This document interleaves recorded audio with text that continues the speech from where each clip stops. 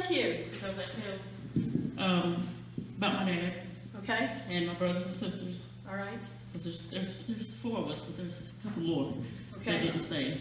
And my real family's on there, and my Okay. dad, my brothers and sisters. all right, excellent. So let's give a hand for her dedicating this poster on Stockton College. Thank you so much. Okay. So let me just, I have a couple of things here.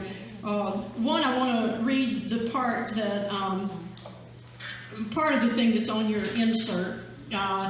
And I'm not going to read that whole insert, but because there is an article that Tricia has given me to read, and I'll read that afterwards. But our own Mr. Walter Williams Sr., there's his wife back there, Mrs. Williams. Mr. Williams died, what, 3 years ago, I believe.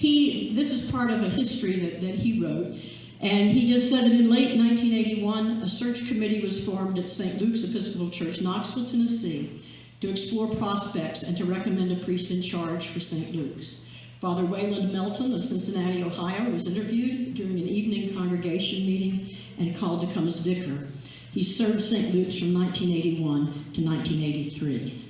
And the rest of that article tells about the many other things he did both before and after that period of time that he spent here with us in St. Luke's. When he died, he had just been installed recently, that same year, as the Dean of the Cathedral of Church of Our Savior in Philadelphia.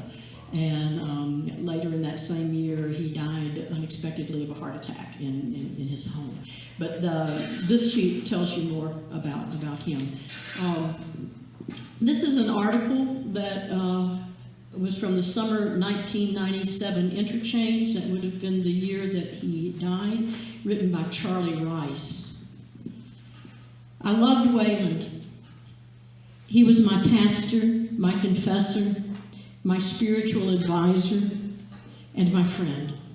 He died May 19th, and I will certainly miss him. I'm stuck with a comic strip image of the very Reverend Wayland Edward Melton sitting on a cloud with his old friend Bishop John M. Crum laughing it up as they welcome others to the kingdom.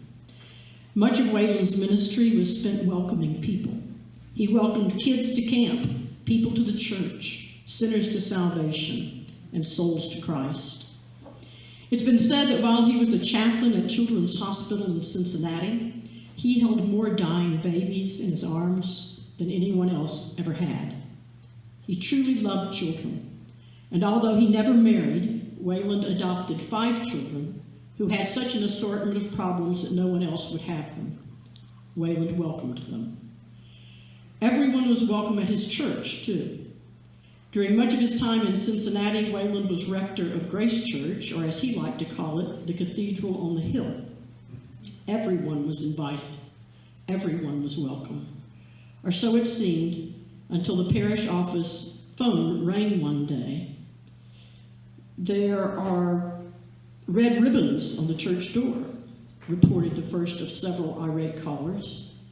Mind you, we're not talking Christmas ribbons here. These were AIDS ribbons. We'll have just anyone coming here on Sundays, complained one angry parishioner.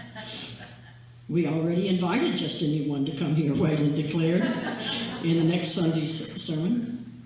We invited them the day we hung the cross on this building.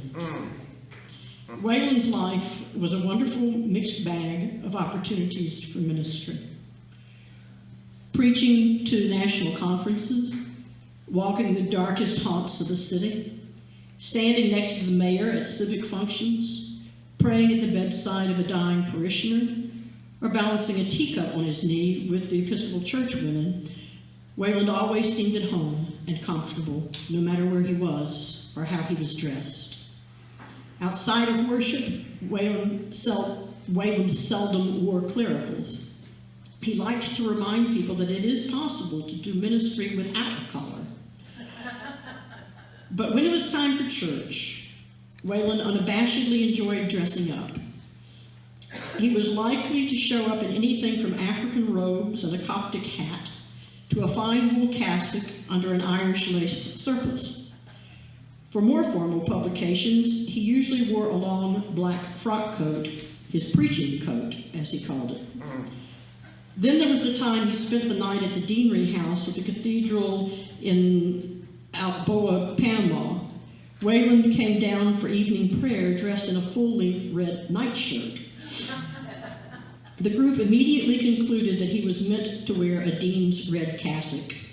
I happen to know for a fact that he did have a pair of matching red slippers. Needless to say, Wayland led evening prayer that night in Panama, and of course he sang for the group. I remember the first time I heard Wayland sing. It touched me deeply, not because of his wonderful voice or the selection of material, but because of his obvious sincerity.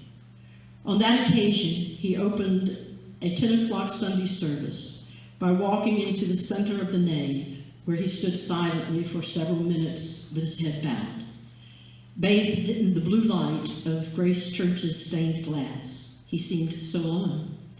The well-dressed, mostly white congregation became hushed and looked a bit puzzled.